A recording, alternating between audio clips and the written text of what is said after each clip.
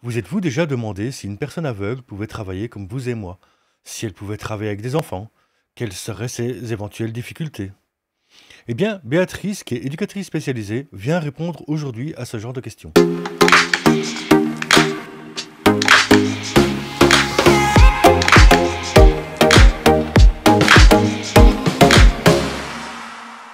Bonjour Béatrice. Bonjour. Alors Béatrice, comme je l'ai dit dans la présentation, tu es éducatrice, mais est-ce que tu peux nous parler un petit peu qui tu es, ce que tu fais dans la vie? Alors, je suis effectivement éducatrice spécialisée de formation, puis psychomotricienne, ce qui me permet en 2023 d'être responsable d'une ASBL qui s'appelle Source d'Harmonie, où je suis un peu la responsable d'équipe sur tout ce qui est les projets pédagogiques et l'encadrement d'enfants et aussi d'adultes, mais je suis aussi psychomotricienne, sophrologue, conteuse et surtout passionnée par l'enfance, l'être humain, tout ce qui est apprentissage et relations humaines. D'accord. Alors, pour ceux qui regardent la version vidéo du podcast, on peut le voir, mais tu as quand même une particularité, c'est que tu es non-voyante. Comment tu fais tout ça en tant que non-voyante? Ça se passe comment? Alors effectivement, je suis non-voyante depuis maintenant un peu plus de 23 ans, donc j'ai 48 ans.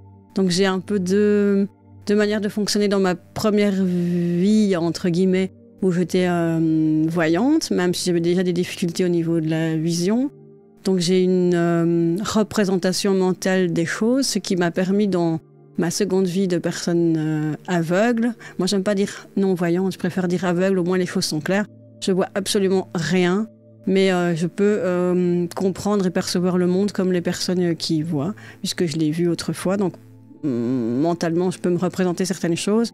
Je peux en tout cas comprendre quand on m'explique certaines choses. J'ai donc cette particularité et au niveau du fonctionnement professionnel, mais aussi pour tout ce qui est loisirs, je suis une personne qui écrit, qui lit, qui fait des recherches, qui s'instruit, tout via l'informatique. Alors pas n'importe quelle informatique, c'est une informatique qu'on appelle adaptée, donc c'est un ordinateur, tout ce qu'il y a de plus classique, comme n'importe quel ordinateur portable, dans lequel on met un logiciel spécial qui est un lecteur d'écran, donc il lit tout ce qui est à l'écran. Enfin, il lit tout ce qui est à l'écran, tout ce qui est écrit sur l'écran, et tout ce que moi j'écris. Donc si je reçois un mail, il va me lire le mail. Quand j'écris un mail, il va lire tout ce que j'écris, et si je fais des recherches sur Internet, il va aussi me lire tous les documents que je peux trouver à ma disposition, s'ils ont été écrits en version numérique. Et donc, si on t'envoie une image ou une photo, ça par contre, tu t'en rends pas compte ou c'est pas, il ne te le décrit pas ton programme, l'image que tu reçois? Mon logiciel, non, il ne décrit pas les images. D'accord. Justement, tu nous disais que tu n'as pas toujours été aveugle. Tu peux nous parler un petit peu de ton parcours, ta jeunesse, comment tu en es arrivé à faire tout ce que tu fais là maintenant? Donc moi, j'ai grandi dans une famille, tout ce qu'il y a de plus ordinaire. Un papa, une maman, un frère et une sœur, dans un village à la campagne, dans une petite école maternelle et primaire où j'étais déjà malvoyante. Donc ça veut dire que moi, je ne savais pas lire au tableau en primaire. Donc j'avais le droit de me déplacer en classe. Je pouvais écrire dans mes cahiers et me relire. En début de primaire, je me déplaçais beaucoup pour aller lire au tableau. Ou parfois l'enseignante écrivait dans mon cahier. Et puis à partir de la 4e primaire, c'était mon copain ou ma copine de classe qui lisait ce qui était écrit au tableau et j'écrivais ce qu'elle lisait. Pour plus que je me déplace en classe, c'était beaucoup plus facile et ça ne dérangeait personne. Donc j'étais déjà un petit peu une personne différente dans le monde des personnes ordinaires, même si j'aime pas ces mots, mais c'est un peu comme ça. Dans une petite bulle, dans un village où je savais que j'étais la seule enfant à ne pas savoir lire au tableau, mais ça ne me posait aucune difficulté.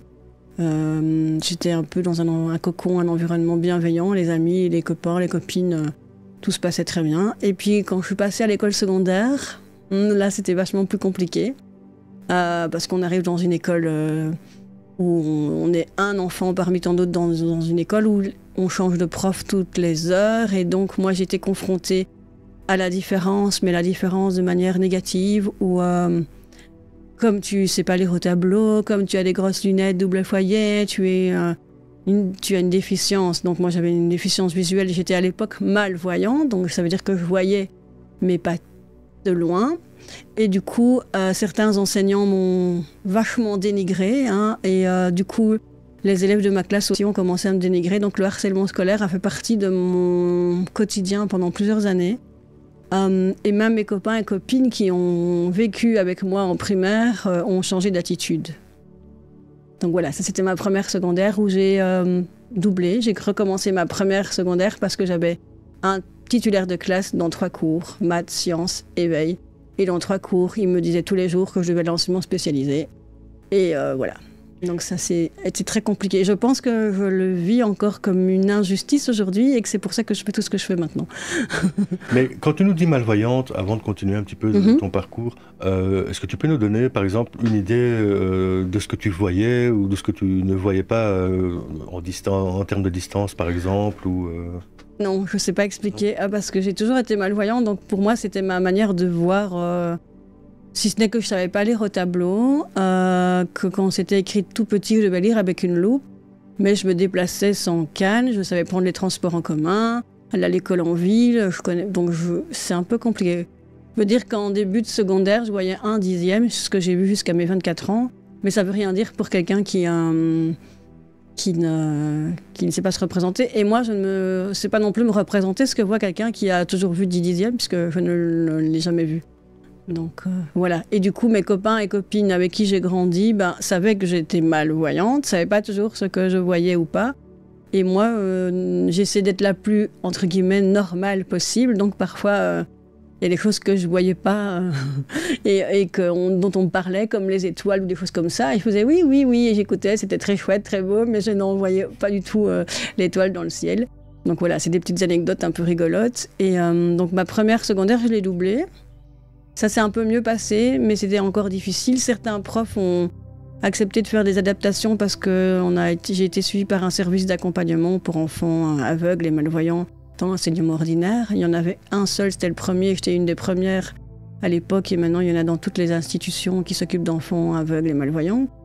Et avec des adaptations, ça veut dire que parfois les schémas de sciences et tout ça, il fallait agrandir, mettre beaucoup de couleurs.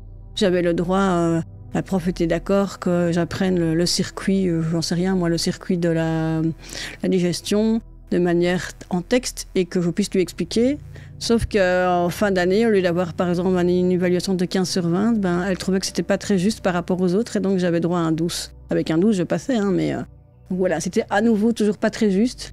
Les adaptations, maintenant on parle beaucoup d'adaptations raisonnables et d'accommodation pour les enfants qui ont des troubles d'apprentissage et ce genre de choses. À l'époque, on était au tout début. Moi, ça se passe dans fin des années 80 et donc c'est encore quelque chose qui n'était pas du tout le quotidien. Il fallait se battre pour être inscrit dans une école ordinaire, entre guillemets. Moi, j'aime pas ce mot, mais c'est comme ça. Il fallait faire ses preuves avec des tests de QI aussi à l'époque, parce que si tu n'avais pas un certain QI, alors il y avait les écoles spécialisées où là, tu apprenais le braille et tout ce qu'il fallait pour être une enfant malvoyant qui se débrouille, mais avec beaucoup moins, je trouve, d'autonomie que dans l'enseignement classique où tu es obligé de faire tes preuves et de te battre pour y arriver. Donc j'ai fait mes secondaires comme ça, avec des petites difficultés, un peu de harcèlement scolaire. J'ai changé plusieurs fois d'école, c'était pas toujours évident.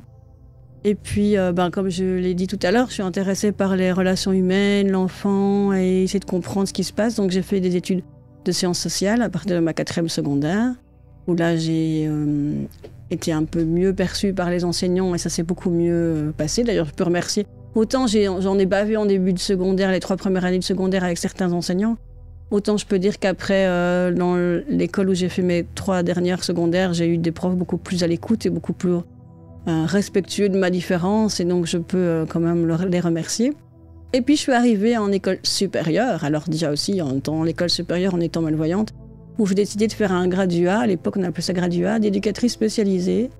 Et là aussi j'étais confrontée à certains enseignants qui ne comprenaient pas que je voulais être éducatrice, que je voulais m'occuper de certaines choses, gérer des enfants ou des personnes handicapées alors que je l'étais moi-même. Donc j'ai aussi dû à nouveau faire mes preuves et là aussi ça fait certaines difficultés avec mes condisciples de classe, mais dans le bon sens où tout le monde s'est un peu mis en ne veux pas dire qu'ils ont fait grève, mais quand même, ils ont décidé que c'était pas normal, que c'était injuste, et ils en ont discuté avec les professeurs. Et donc, il y a eu de grosses discussions avec certains professeurs qui étaient vraiment obtus et d'autres qui étaient plutôt pour me défendre et dire que il fallait donner la chance à tout le monde. Donc, j'ai eu, pour certains cours de fin d'année, des assesseurs, on appelle ça, parce qu'il y avait des profs qui n'étaient pas très justes. Et comme quand c'était oral, pour être sûr que les choses soient claires, que le matériel soit adapté et tout ça, j'avais un assesseur en première.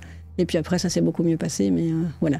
Donc j'ai fait mon graduat d'éducatrice spécialisée en 3 ans. C'était 3 ans, donc la preuve que j'en étais capable. Et puis j'ai fait ma spécialisation de psychomotricienne, parce que je trouvais ça intéressant et parce que j'aime les défis et qu'effectivement, il y a aussi de l'observation dans le corps, mais il n'y a pas que ça. Donc le toucher est important, la proprioception et tout. Donc j'ai fait mon stage, enfin tous mes stages chaque année, et j'ai réussi mon diplôme d'éducatrice avec une grande distinction quand même, hein, et mon diplôme de psychomote avec une distinction, donc voilà, c'est très bien.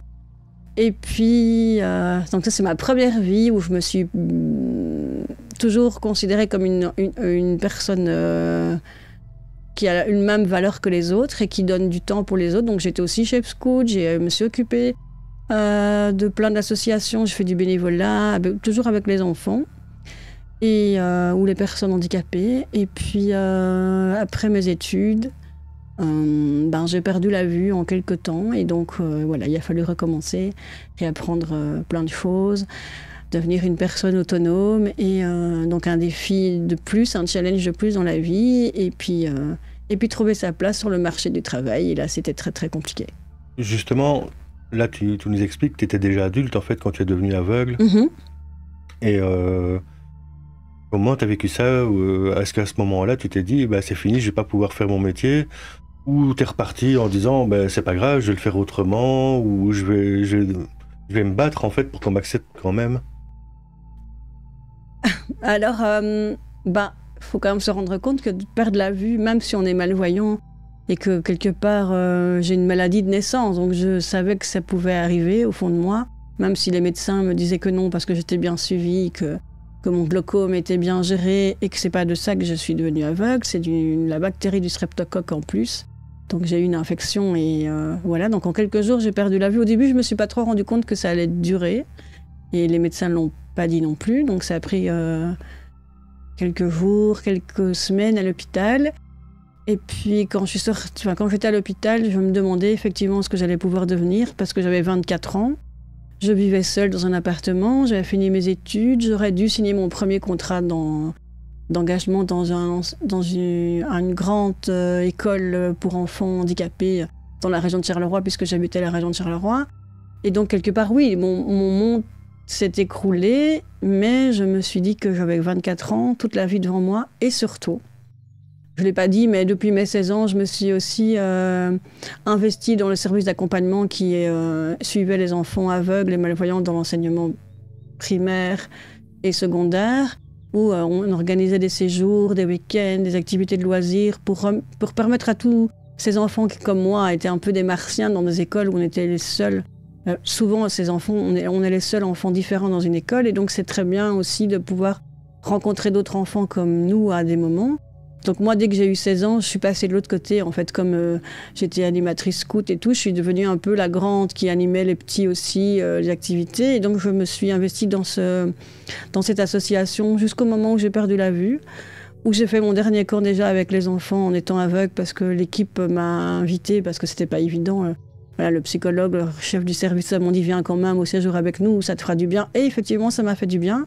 J'ai eu beaucoup d'empathie des enfants qui étaient aveugles de naissance et qui m'ont dit « Oh, ça doit être super difficile pour toi, Béa, parce que nous, on n'a jamais vu, mais toi, quand même, tu as vu. » Et je me suis dit, je me suis juré, en fait, puisque eux s'en sortaient bien dans la vie, je pouvais ne faire qu'une chose, c'était de m'en sortir aussi bien qu'eux. Et donc, je me suis battue pour y arriver. Donc, j'ai repris tout ce qui était... j'ai décidé de m'adapter au mieux à mon handicap. J'ai décidé de garder mon autonomie, de vouloir continuer à vivre seule dans mon appartement en ville à Charleroi. Donc on a mis les choses en place pour avoir des cours de locomotion. Donc c'est apprendre à se déplacer avec la canne blanche, pouvoir reprendre les transports en commun, aller où je voulais, quand je voulais, dans ma famille, pouvoir me faire à manger. Donc c'est tout un apprentissage qui prend quand même du temps. qui prend beaucoup d'énergie, mais qui...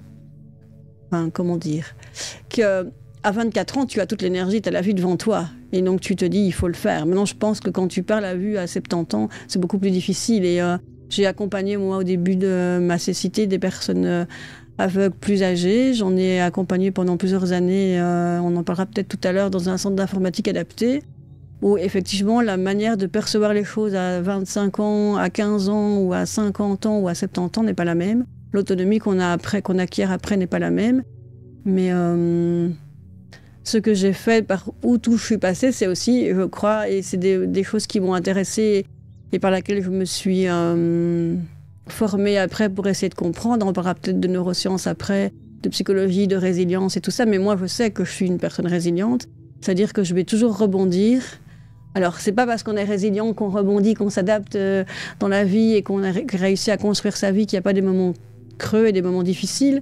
Mais pour y arriver dans ces moments creux et ces moments difficiles, il faut aussi accepter parfois que c'est trop dur et d'avoir de l'aide des personnes qui vous sont proches. D'accord. Et donc, après ça, dans ta vie, ça se passe comment? Tu as commencé à travailler, tu as créé ton association. Ouais. Je sais pas. Là, est-ce que ça t'a posé des problèmes, par exemple, pour trouver du travail ou est-ce que tu as réussi à travailler quelque part avant de te lancer dans ton association? Alors donc, après avoir fait toutes les étapes pour être autonome au niveau de la vie quotidienne, vaisselle, lessive, déplacement en rue, manger, tout ça, je me suis donc attaquée à la vie professionnelle, où là, j'en ai entendu de toutes les couleurs. Quand j'allais pour un entretien d'embauche, j'en ai entendu de toutes les couleurs à ce qu'on appelait à l'époque le forum à Charleroi, où on m'a dit « Ah, mais vous savez, vous avez droit à une allocation de personnes handicapées, profitez de la vie. » Et moi, je me suis dit « Mais j'ai fait des études, j'ai des compétences et donc je veux travailler et mon parcours, mon vécu peut servir à d'autres. » Donc j'ai effectivement postulé dans le non-marchand, puisque je suis éducatrice spécialisée psychomotricienne, et parfois même dans des associations qui s'occupent de personnes aveugles et malvoyantes, où là aussi on m'a dit « Ah oui, mais enfin, vous êtes aveugle, c'est compliqué. » J'ai été bénévole dans une association, j'ai pas envie de citer les noms, mais où je m'occupais d'apprendre le français à des femmes qui parlaient pas le français, où je donnais des ateliers de bien-être, de relaxation, puisque j'avais déjà une formation dans la psychomotricité là-dedans. Et donc, en tant que bénévole, ça se passait bien. Quand j'allais me présenter pour un entretien d'embauche dans les mêmes structures ailleurs, « Ah ben non, madame, vous comprenez, vous voyez pas, ça va être difficile. » Ou bien il y a des marches dans l'institution et donc vous allez tomber dans l'escalier. Enfin, des conneries, vraiment. Et donc, au bout d'un moment, après 2-3 ans comme ça, de rejet, j'en ai eu ras-le-bol. Et j'ai effectivement créé ma petite ASBL, qui a grandi depuis, mais petite ASBL, parce que j'ai eu la chance d'avoir des proches qui croyaient en moi et qui ont cru à mon projet. Et donc, j'ai créé Source d'harmonie, pendant laquelle je travaillais uniquement avec les adultes, parce que ça aussi, on m'a dit que les enfants, ce serait plus possible. Comme je ne voyais pas, je ne pouvais pas les surveiller, j'allais les mettre en danger. On y reviendra probablement. Et donc, j'ai travaillé uniquement avec des personnes adultes. Alors, j'ai travaillé avec des personnes aveugles et malvoyantes, parce que c'était quand même un environnement que je connaissais en tant que bénévole, dans plusieurs structures. J'ai fait une formation de sophrologue et donc j'ai donné de la sophrologie pour des personnes aveugles et malvoyantes. J'ai donné de la sophrologie dans des maisons médicales, j'ai donné de la sophrologie dans des associations pour femmes. En tant que bénévole, j'ai fait de l'écoute dans un centre d'écoute très connu, un numéro gratuit où on peut appeler 24 heures sur 24, toujours en tant que bénévole, mais on ne m'engageait pas. Donc Source d'harmonie, je l'ai créé pour, entre guillemets, faire mes preuves et faire entendre aux autres que c'est pas parce qu'on a une déficience, qu'on a un handicap, qu'on n'a pas de valeur et qu'on peut apporter des choses à la société. Au niveau temporalité, on se trouve en quelle année plus ou moins au moment où tu te lances? Donc moi j'ai... Ouais, pardon. Vas-y. Donc moi j'ai perdu la vue en 2000. Vraiment, c'était le bug de l'an 2000. Donc j'étais à l'hôpital pour le Noël 99, début 2000. Donc voilà, entre Noël et février 2000, avec plusieurs allers-retours. Et quand j'ai créé Source d'harmonie, on est en 2005. D'accord. Donc tu as quand même eu 5 ans de battement entre le moment où tu apprends à vivre en tant que personne aveugle et où tu essaies de te lancer dans le marché du travail. C'est ça, un petit peu, si je me trompe pas, hein, tu me dis, hein, mais, et à ce moment-là, tu décides de te lancer dans ta propre association, c'est ça?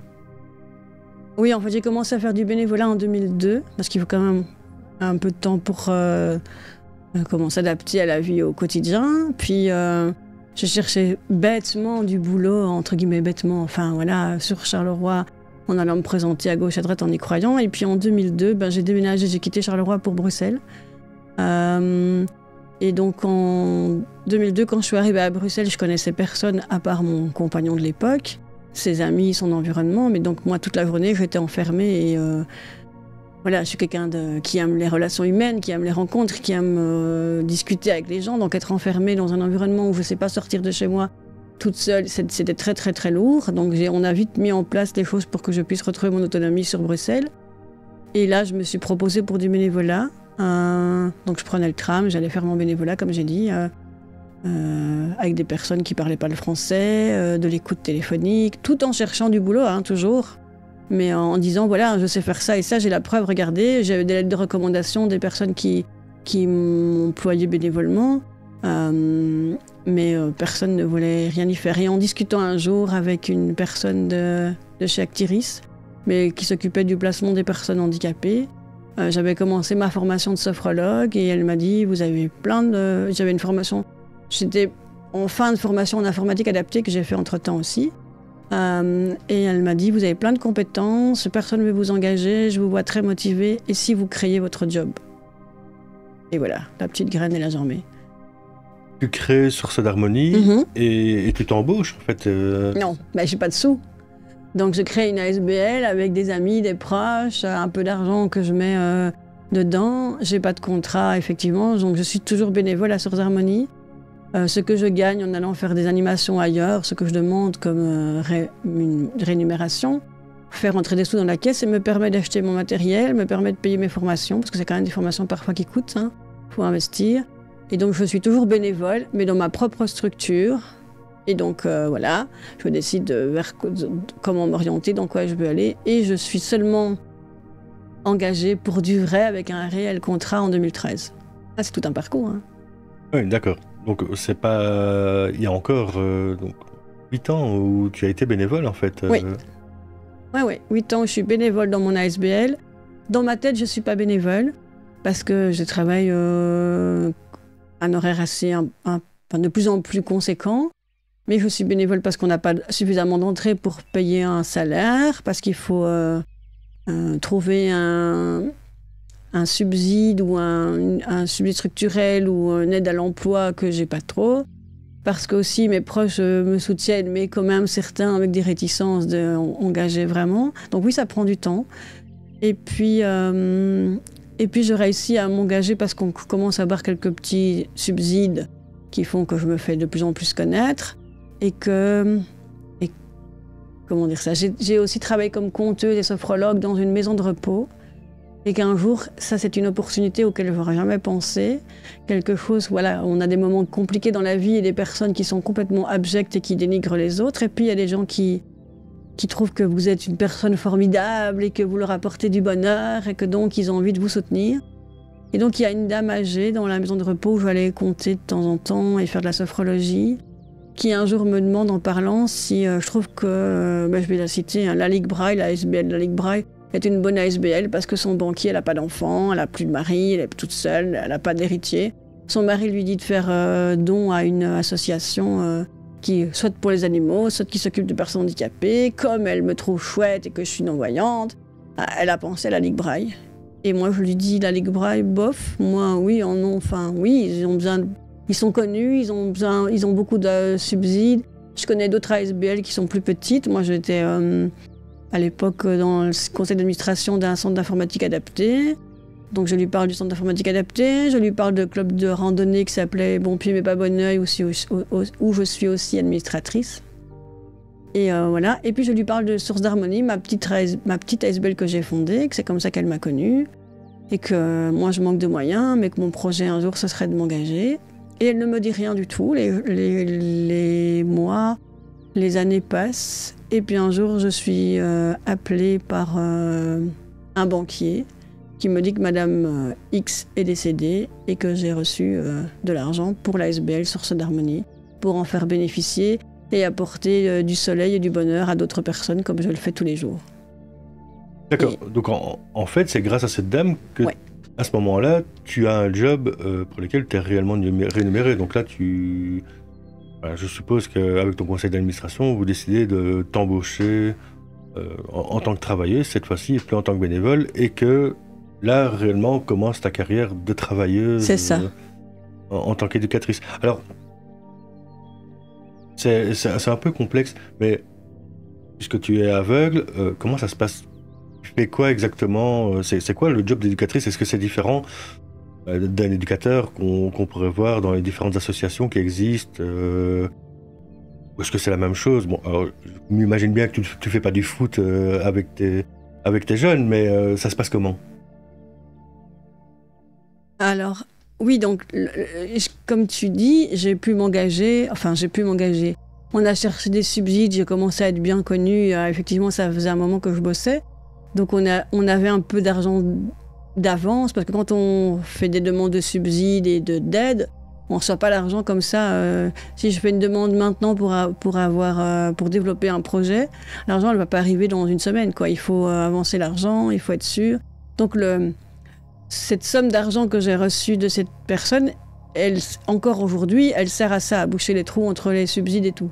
Donc effectivement, ça m'a permis de m'engager et de travailler à mi-temps, uniquement à mi-temps à l'époque, comme éducatrice spécialisée, psychomotricienne et sophrologue du coup, où je travaillais toujours le bien-être et l'épanouissement des personnes dans les maisons médicales. J'ai un peu lâché l'environnement personnes aveugles et malvoyantes avec le temps. Et je suis retournée travailler chez les enfants. Je crois que c'est pour ça que tu parles d'éducatrice.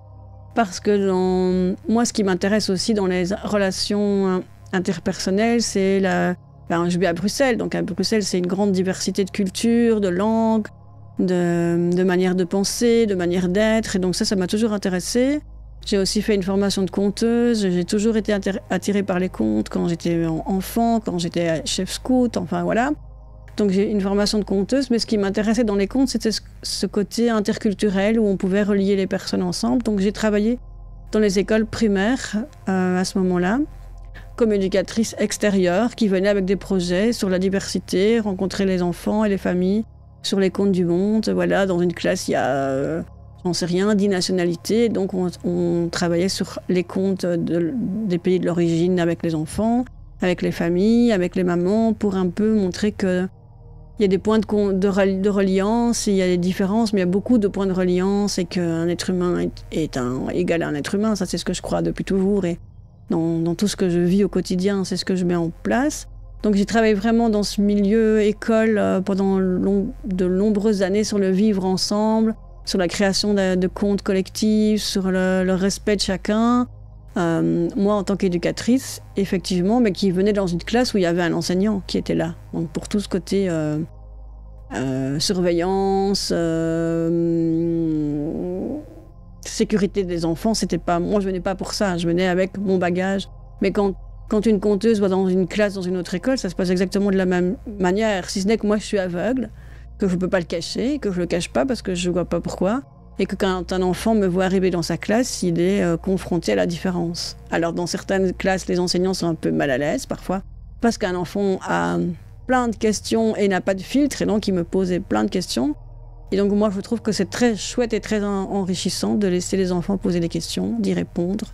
Et donc ça faisait aussi partie, et ça fait toujours partie de mon job, quand j'ai un groupe d'enfants, de leur expliquer c'est quoi une personne qui ne voit pas, et comment moi je peux les aider, les accompagner. Donc effectivement, depuis 2012 maintenant, je pense qu'il n'y a pas un jour où je ne suis pas en contact avec des enfants. Et ça se passe comment avec les enfants? Le fait que tu sois aveugle, que ça se passe bien avec eux? Est-ce que quelquefois, il y en a peut-être qui profitent de la situation ou qui se moquent de toi, ou est-ce que ça se passe bien? Est-ce qu'ils font attention à toi aussi? Est-ce que justement cette différence ne te handicape pas encore un peu plus, ou est-ce que c'est une force? Les enfants, ils se moquent pas d'une personne. Enfin, en tout cas, moi, les enfants, ils se moquent pas de moi dans le sens parce que je les vois pas. Parfois, ils testent un peu pour savoir si tu les vois vraiment pas. Je pense que quand tu as un respect, de la bienveillance envers une personne, elle a le même respect, la même bienveillance envers toi. Donc moi, je travaille avec des enfants maintenant en dehors du temps scolaire, tous les jours. Et donc en début d'année, il faut expliquer, hein, voilà, moi je suis Madame Béatrice, il y a ma collègue qui, elle, voit, puisque je ne travaille jamais toute seule avec les enfants, il y a des bénévoles qui m'accompagnent aussi. Donc elle voit, et moi je ne vois pas. C'est quoi une personne qui ne voit pas? Donc c'est facile, hein, puisque c'est vraiment plus facile de dire quand on est aveugle comment c'est que quand on est malvoyant, puisqu'on ferme les yeux à... Voilà, on voit comme ça. Moi, je vois comme ça quand mes yeux sont ouverts. Et je peux vous entendre, et donc je fais des jeux où je me déplace, où je baisse la voix, je parle comme ça. Est-ce que vous m'entendez? Oui, même si vous avez les yeux fermés. Alors, dans la pièce où on est avec les enfants, dans une des pièces où on est, il y a un petit muret en hauteur. Et donc, parfois, je leur dis « Descends du mur, tu peux pas être sur le mur !» Mais madame, comment tu fais? Tu ne me vois pas. Parce que je sais, tu es en hauteur et donc tu parles plus haut que d'habitude. Donc ça, je leur montre, je leur explique aussi l'orientation dans l'espace, du bruit et tout. Donc pour moi, c'est une force, ça les ouvre à une différence. Puis quand ils grandissent, parce que j'ai des petits de deuxième maternelle jusqu'à la fin de primaire, quand ils grandissent, ben, pour eux, voilà, je vois pas, mais je sais faire plein d'autres choses. Parfois, ils sont surpris hein, que je sais... ils lisent des livres, on a un étude de renforcement à la lecture, et donc je choisis des livres que j'écoute avant... dans mon ordinateur, et donc je sais de quoi parle le livre, et donc ça les surprend. Certains, dans les plus grands, ont déjà vu mon ordinateur qui parle, et donc ça les subjugue aussi. Les petits, c'est plus, comme on sait quand on voit pas, on fait des jeux où on touche, où on doit retrouver les choses. Enfin, c'est aussi une approche, un respect de la différence, et c'est pas parce qu'on a moi je vois pas, mais il y a d'autres enfants, on a déjà eu des enfants qui sont appareillés, qui sont malentendants. Ben c'est pareil, il faut expliquer à l'enfant comment est-ce que l'autre enfant il peut entendre, que s'il y a beaucoup de bruit, qu'il y a beaucoup de cris, ça ne va pas pour ces appareils. Donc les enfants en général, ils sont réceptifs, bienveillants. Si les adultes qui sont autour sont bienveillants, c'est pour ça, si je reviens à mon début de parcours de secondaire, moi j'en ai bavé parce que les adultes étaient dénigrants et c'est des enseignants qui ont fait toute une carrière et qui sont toujours enseignants maintenant, mais je me dis que je n'ai pas dû être la seule qui en a bavé. Mais donc ça, c'est ce que j'essaye de faire entendre à mon équipe, mes collègues et mon équipe de bénévoles. Et c'est quelque chose de primordial chez moi, c'est l'empathie et la bienveillance. Et je pense que si maintenant on est bien réputé à Sœurs d'Harmonie et qu'on a de plus en plus d'enfants dans nos ateliers de renforcement à la lecture et au langage, on a beaucoup d'enfants avec des troubles d'apprentissage. Si les parents reviennent vers nous, c'est parce que chez nous, il y a cette bienveillance et ce respect de l'enfant, qui est primordial. Et il n'y a pas que chez nous qu'elle existe, hein, on est bien d'accord. Mais c'est dans mon corps, dans mon âme, dans qui je suis, et il ne peut pas en être autrement. Je ne peux pas travailler avec quelqu'un qui dénigre un enfant. Je ne peux pas travailler avec quelqu'un qui dénigre une autre personne de manière... voilà, quelqu'un qui se moque d'un enfant parce qu'il n'y arrive pas et tout, c'est hors de question. Chez moi, c'est pas possible. Justement, tu nous parlais des parents. Est-ce que c'est pas un peu... paradoxal, est-ce qu'eux n'ont pas un bug à un moment où ils se disent « mais elle est aveugle et elle fait de la lecture avec des enfants Ou est-ce que ça... ou est-ce qu'ils s'en moquent? Est-ce qu'ils ont pleinement confiance en ton équipe? Je sais pas, est-ce que tu es déjà tombé sur des adultes qui se demandent comment tu fais, comment ça se passe? Les parents qui ont fait confiance à Sœurs d'Harmonie, pour qui on a les enfants, il n'y a aucun parent qui m'a jamais demandé, qui m'a jamais interpellé en me disant... Donc ils savent, certains au début ont du mal de comprendre que c'est moi la responsable et la chef, donc ça c'est vrai. En tout début d'année, parfois il y en a qui ont tendance à aller plus poser des questions à ma collègue, donc je dois recadrer. En même temps c'est mis dans le projet pédagogique et tout que c'est moi, mais il y a personne qui m'a jamais dit. Par contre, beaucoup de parents me disent effectivement que les enfants adorent venir près de moi, que... ils apprécient le contact qu'ils ont avec moi parce qu'il y a ce retour de bienveillance.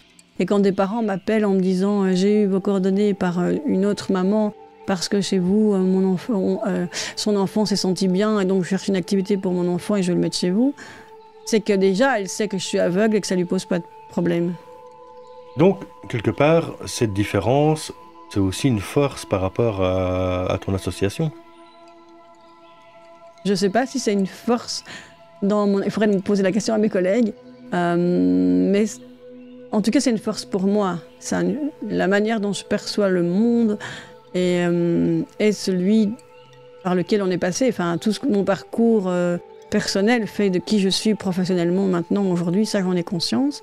les formations que j'ai choisies, la sophrologie, les huiles essentielles, mais le côté psycho-émotionnel et tout ça, c'est pas pour rien, je pense. M'intéresser aux troubles d'apprentissage, plutôt qu'à la malvoyance et la cécité, ça c'est aussi dû à mon parcours et aux personnes que j'ai rencontrées et à ma filleule qui est dyslexique aussi et à toutes les difficultés qu'elle a rencontrées. Et le fait que tout ce qui est injustice, rejet de l'autre me met en colère, c'est aussi sans doute par rapport à mon vécu. Mais ouais, donc pour moi c'est une force, mais je ne sais pas si mes collègues le perçoivent comme ça. Aucune idée, il faudrait leur poser la question. J'entends, en fait, vous faites 1 million de choses dans ton assos. Vous parlez des huiles essentielles, de sophrologie, d'apprentissage à la lecture. Vous faites quoi exactement, vous faites quoi? Alors à Source d'Harmonie, avec un S, il y a plusieurs activités possibles. Donc moi, je suis encore dans tout ce qui est bien-être de la personne. Donc effectivement, j'anime encore des ateliers de sophrologie au sein de Source d'Harmonie, mais aussi dans des maisons médicales avec des projets ponctuels ou permanents, ça dépend. J'anime parfois les ateliers aromathérapie, bien-être, ma santé au naturel et tout ça. Ça, c'est aussi des projets ponctuels, pas au quotidien, pas tous les jours. J'anime un club de rire parce que c'est aussi quelque chose qui se partage et que j'ai animé en son temps dans des week-ends pour personnes tout handicap confondu et que ça relie les gens même si on ne sait pas se comprendre au niveau du langage ou le rire et les échanges, le regard et tout. C'est quelque chose d'important. Alors c'est très drôle parce que moi parfois je fais faire des exercices aux gens chez moi et moi je les vois pas. Mais ça se passe tout à fait naturellement. Et puis il y a ce côté... comme tu as dit, renforcement de la lecture, apprentissage du langage qu'on fait avec les enfants, là, au quotidien maintenant depuis plusieurs années, avec des enfants qui sont d'origine étrangère, parfois qui sont primo-arrivants, mais pas toujours, ou en tout cas le français n'est pas parlé à la maison. Donc au début, moi, je proposais des ateliers de langage, d'expression orale, avec des contes et créer des chansons, des histoires, vraiment les mettre en activité pour s'exprimer et apprendre le français tout en s'amusant avec des jeux et tout. Puis il y a eu la crise Covid en 2020 où les enfants n'ont plus été à l'école pendant tout un temps et les mamans nous ont dit « Oups, ils sont en train d'apprendre à lire et ça ne va pas et nous on a des difficultés puisqu'on ne sait pas lire en français nous-mêmes. Il faudrait faire quelque chose. » Alors à Source d'Harmonie, on aime bien relever les défis. Donc on a cherché un subside pour une année, lancé un atelier de renforcement à la lecture, très naïvement, moi, pour 1 an. C'était donc en septembre 2020, on est en septembre 2023, et on y est toujours. Alors on a commencé avec les enfants de 2e et 3e primaire, et puis maintenant on a les enfants jusqu'à la 6e primaire, qui sont beaucoup d'enfants où effectivement on ne parle pas et on ne lit pas le français à la maison, ou très peu, ou qui ont des troubles d'apprentissage et qui ont besoin d'être stimulés autrement qu'à l'école, ou qui cumulent. Les parents ne parlent pas le français et en plus l'enfant a des troubles d'apprentissage. Et donc on a des ateliers comme ça de renforcement à la lecture, par le jeu, par des activités créatives, on invente des histoires, on utilise des jeux de conjugaison, des jeux de mots, des quiz pour lire sans lire. On a un projet où les enfants vont à la bibliothèque, on a tous des livres adaptés, on a des livres pour enfants dyslexiques. Et on a un autre projet qui s'appelle Numétique où on a un studio d'enregistrement. Et donc on fait aussi des activités où les enfants viennent s'enregistrer, lire au micro, pour qu'ils entendent eux-mêmes leur progression. Donc on a des enfants dyslexiques et dysphasiques, parfois, ou que dyslexiques, ou que dysphasiques, ou troubles d'apprentissage. Et donc ils viennent s'enregistrer lire pendant l'année. Ils s'entendent lire, mais pas les autres après.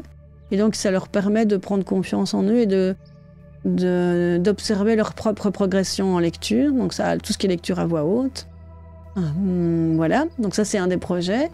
Et puis, on bénéficie, je l'ai dit, du studio Numétique. Et on a ce projet d'éducation aux médias aussi à Source d'Harmonie, dont je pense pouvoir dire que je suis à l'origine quand même, mais que c'est mon collègue qui gère ça au quotidien d'une main de maître. Mais je pense que c'est tout à fait l'évolution de Source d'Harmonie. Donc moi, je travaillais sur le vivre ensemble, je vous l'ai dit, l'interculturalité, les conflits.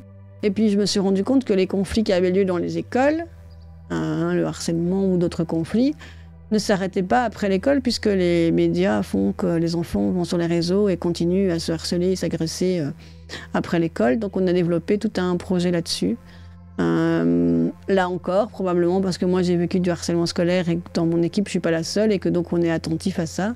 Mais oui, on fait des choses très très variées comme tu dis. C'est un peu fou hein, quand je vois tout ce que vous faites. Il faut savoir quand même que le studio Numétique, c'est ici, c'est là où on se trouve, donc je fais semblant de ne pas te connaître depuis tout à l'heure, mais on se connaît très bien. Mais là aussi, comment dire, ce qui est un peu fou dans tout ce que tu nous racontes, c'est que quand on voit le nombre d'activités que tu développes au niveau de l'association, tu fais pratiquement beaucoup. Non, en fait, tu en fais beaucoup plus que la plupart des personnes voyantes, valides et qui vont bien dans la vie. Où est-ce que tu trouves le temps pour faire tout ça? Comment tu fais? Comment je fais? C'est ma passion, Sœurs d'Harmonie. Moi, je vis de passion et de projets et de défis et je compte pas mon temps. Donc, je suis engagée dans l'ASBL que j'ai créée à 28 heures semaine et j'en fais 50, parfois 70 sur la semaine parce qu'il faut faire.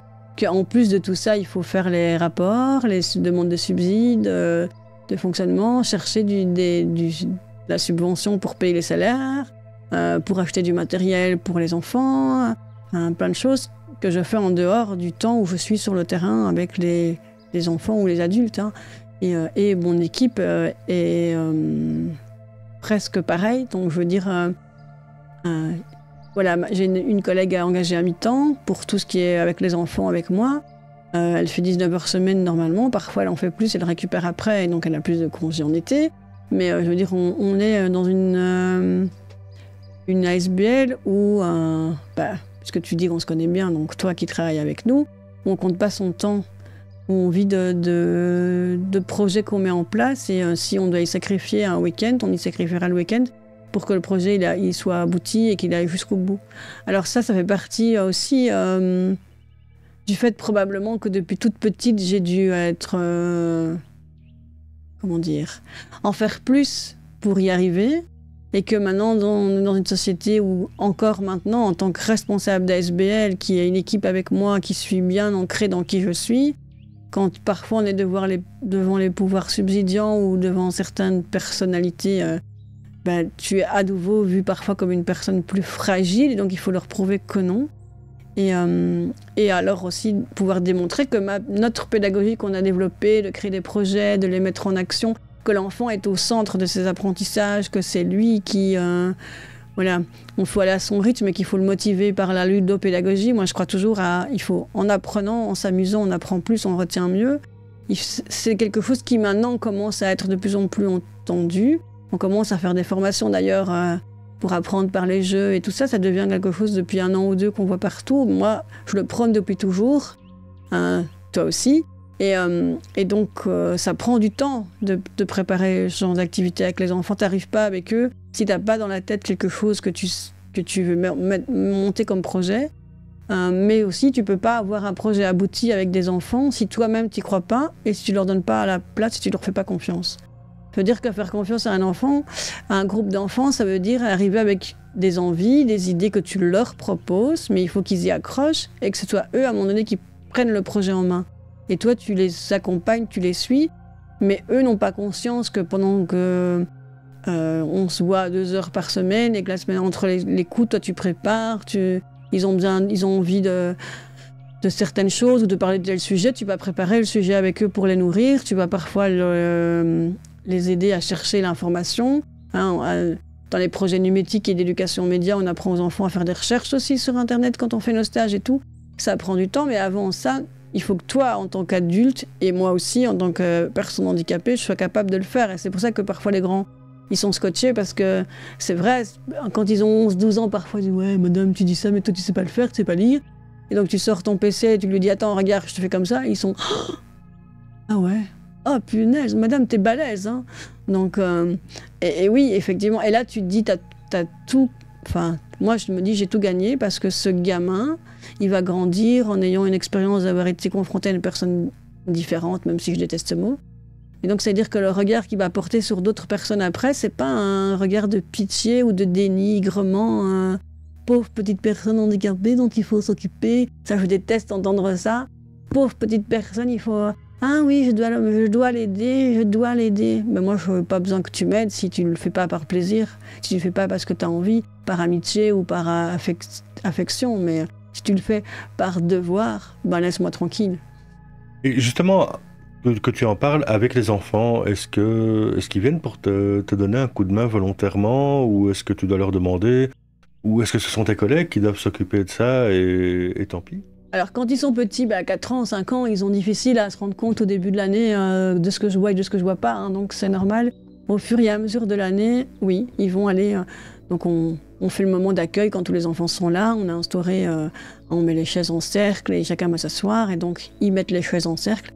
Et il y en a toujours, et parfois il faut même que j'intervienne parce qu'ils se battent très bien pour... Il y a une chaise pour toi, madame, ils viennent te chercher parce que tu dois être assis à côté d'eux. Dans l'espace où on est, il y a des escaliers. Hein. Je parlais tout à l'heure qu'on m'a refusé un emploi dans une ASBL où il y avait deux marches dans différence de niveau entre mon bureau et la salle de réunion. Mais là où je suis dans l'école, il y a plein d'escaliers, il y a plein de trucs. Je ne suis jamais tombée parce que je gère très bien mes déplacements. Mais ça ne pose pas de problème à mes collègues ni aux enfants. Par contre, les enfants sont attentifs. Oui, donc si j'arrive près de l'escalier, parfois, il y en a un qui court. Ah, attends, madame, je vais t'aider. Alors que j'ai pas forcément besoin. Ils ont tendance, les petits, le mercredi après-midi, à enlever leurs chaussures et parfois en lecture aussi, parce qu'ils sont tellement plus à l'aise en chaussettes. Et donc, il faut que je leur explique en début d'année qu'il faut que leurs chaussures soient mises le long du mur et pas n'importe où. Sinon, moi, je vais effectivement, en descendant les escaliers, me casser la figure. Ils le font. Parfois, il faut leur rappeler, mais c'est comme tous les enfants, il faut leur rappeler... Parfois, attention les amis, j'ai failli tomber, hop, ils courent vite remettre leurs chaussures, ce sont des enfants, donc c'est pas automatique, mais ils le font avec bienveillance, et plus ils grandissent, plus effectivement, on prépare la salle où on va travailler la lecture, le renforcement avec les enfants. Alors j'ai des bénévoles qui m'accompagnent et je pourrais leur dire, va chercher les livres, va prendre dans l'armoire les tic et tchac, je ne demande rien, les enfants ils viennent. Madame, on prépare la salle, on a besoin des crayons, des marqueurs, on va chercher, hop, ils le font de manière... Mais dans la bienveillance et dans le plaisir, je ne dois pas dire toi et toi aujourd'hui, c'est eux qui se proposent. Et ils se proposent parce qu'ils savent très bien qu'une fois qu'on a tout sur la table, on est disponible pour bien travailler et que je les encourage, que je les motive et que chez moi, il n'y a aucun enfant que s'il a besoin de plus de temps pour lire ou pour comprendre les choses, il aura son temps et qu'il a... Voilà, il y a des enfants qui viennent chez moi et qui me disent « Oui, mais madame, moi je suis dyslexique et je ne sais pas lire », d'un air tout dégoûté et déçu parce qu'ils ont déjà été confrontés à des moqueries ou à des enseignants qui parfois ont du mal avec ça. Et moi je lui dis « Non, tu sais lire et tu vas voir que tu sais lire parce que tout le monde sait lire et qu'on va prendre le temps pour t'aider ». Mais les enfants viennent du coup aux activités avec le sourire et sont contents d'être là. Et ils progressent à une échelle phénoménale, moi je trouve. Il n'y a aucun enfant qui me dit en fin d'année « Je déteste venir à l'atelier lecture ». Il y a des enfants qui me disent « Je n'aime pas lire ». Et il y a des enfants qui n'aimeront jamais lire.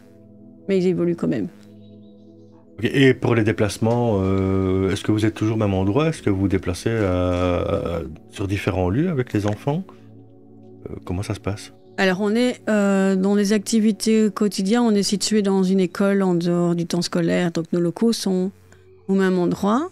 Notre bureau sont dans un autre endroit dans la commune, donc on doit avec ma collègue ou mes collègues se déplacer. Quand on sort avec les enfants en activité extérieure, parce que moi j'adore aller à la bibliothèque avec eux, j'adore aller au bois, observer la nature, des choses comme ça, effectivement j'ai quelqu'un avec moi. Enfin, de toute façon on ne peut jamais sortir avec un groupe d'enfants seul, donc il y a ma collègue qui est toujours là, qui voit, il y a des bénévoles avec nous, et les enfants, ils ont très bien conscience de quand on se déplace en rang, on marche par deux, donc toutes les recommandations sont faites, et ça se passe toujours très bien, on n'a jamais eu d'accident, on n'a jamais perdu, je suis jamais été mise en danger, ni les enfants, parce qu'il faut un encadrement, hein, donc ça, c'est clair que je suis pas complètement débile, et donc je vais jamais partir avec 3-4 enfants toute seule, me déplacer et les mettre en danger, ça pas.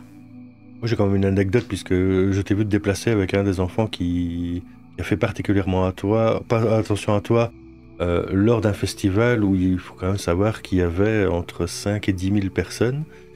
Et là, il était vraiment en mode protecteur pour un jeune garçon de 11-12 ans. Et c'est touchant, en fait, de voir ça, de voir qu'il faisait spécialement attention à toi, alors qu'il y avait du monde partout. Oui, c'est vrai. En fait, quand on se déplace en groupe avec les enfants pendant les stages ou pendant les activités, bon, quand c'est les petits, non, je préfère marcher avec... Quand je dis les petits, c'est jusqu'à 7 ans, de 4 à 7 ans, je préfère marcher avec un adulte parce que c'est quand même plus sécurisant. Mais sinon, quand on est avec les 8-12 ans, très souvent, il y a l'enfant qui me propose de marcher avec lui. Et c'est un moment comme avec un adulte ordinaire, hein, où on parle, on se confie. Parfois, les enfants qui me parlent de leur suivi de leur logopède ou de ce qu'ils ont vécu à la maison, tout en marchant. Mais en même temps, ils font super attention dans mes déplacements. Donc moi, j'ai ma canne. J'utilise ma canne blanche comme si j'étais toute seule. Donc je ne me mets pas spécialement en danger, ni l'enfant. Mais ils font attention. Et comme tu dis, ce jeune garçon, l'année passée, ça m'a fait aussi sourire parce que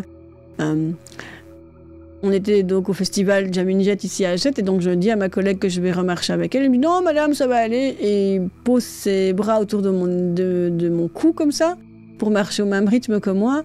Et m'expliquer tout ce qu'il y avait, comme tu dis, en mode protecteur. Et bon, moi, je l'ai laissé faire parce que j'ai trouvé ça mignon, mais je m'y attendais pas du tout.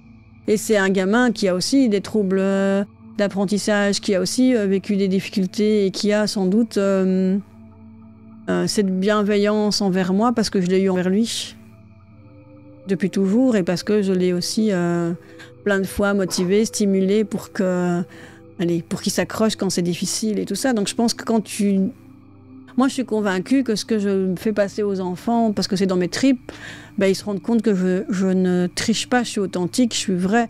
Parfois, ils dépassent des limites aussi, c'est des enfants, donc parfois ils te testent, et donc parfois je leur dis « Oh là les gars, vous faites des bêtises parce que vous vous dites « Ah, Madame Béatrice, elle ne vous voit pas, et donc je peux faire n'importe quoi. » Or, c'est pas vrai, et ça, ça c'est un manque de respect.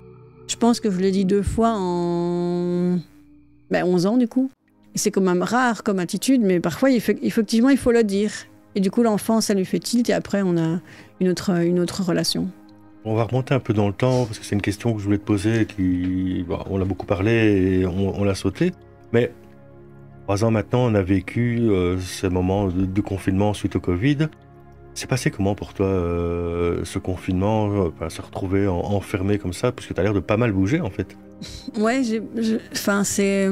alors, dans un premier temps, comme tout le monde, je pense, c'était l'opportunité de faire les premières semaines une pause, même si on a été arrêté en plein vol, j'ai envie de dire, parce que moi j'ai été appelée le matin par la maison médicale pour me dire il n'y a pas d'atelier, aujourd'hui on ferme la maison médicale, il n'y a plus d'activité adulte, alors que j'étais en train de faire mon sac pour partir animer un atelier sur les huiles essentielles justement, et je me suis pas rendu compte que ça allait s'arrêter si longtemps.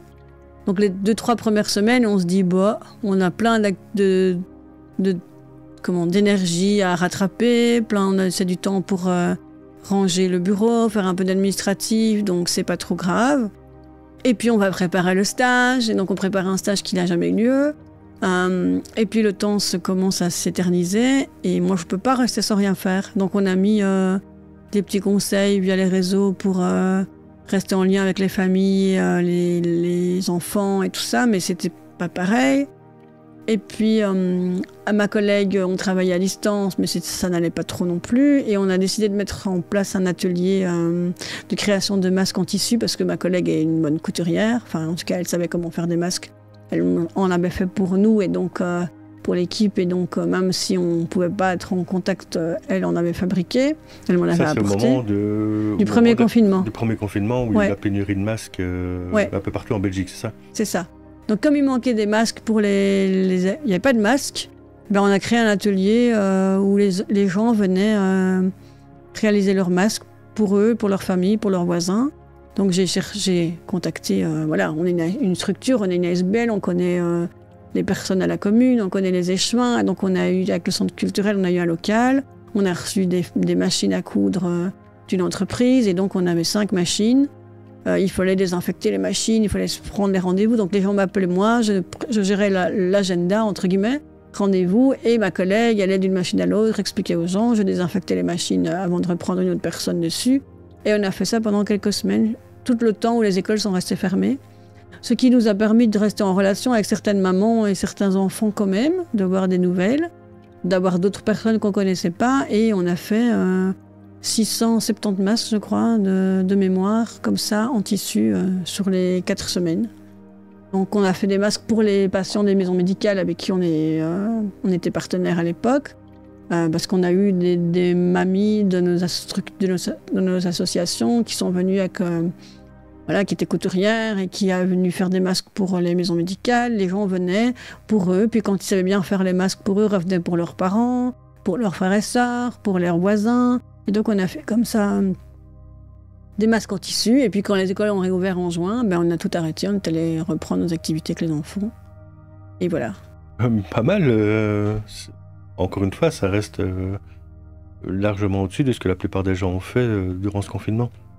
Alors, on arrive tout doucement à la fin de ce podcast, mais déjà, où est-ce qu'on peut te retrouver toi, ou retrouver ton association comment on te contacte? Alors l'ASBL s'appelle Source d'Harmonie, il y a un site internet, c'est sourcedharmonie.be, et il y a une page Facebook. Alors on est aussi dans un collectif qui s'appelle CBO Agette, où il y a pas mal d'activités d'associations partenaires, et donc on met aussi nos activités sur le site internet et la page Facebook du CBO. Et pour terminer, qu'est-ce qu'on peut te souhaiter pour l'avenir? Encore plein de projets, que ce soit avec des adultes ou avec des enfants, et surtout un jour arriver à avoir des subsides structurels pour qu'on arrête de passer du temps, de perdre du temps, j'avais envie de dire, dans la recherche de financement. Et aussi, parce qu'on n'en a pas beaucoup parlé, mais entendre que le renforcement à la lecture et au français pour les enfants migrants qui ne parlent pas le français, qui ont des troubles d'apprentissage, est important, et hyper important, et tout aussi important, voire plus important pour moi, que les écoles des devoirs. D'accord. Merci beaucoup. À bientôt. À bientôt.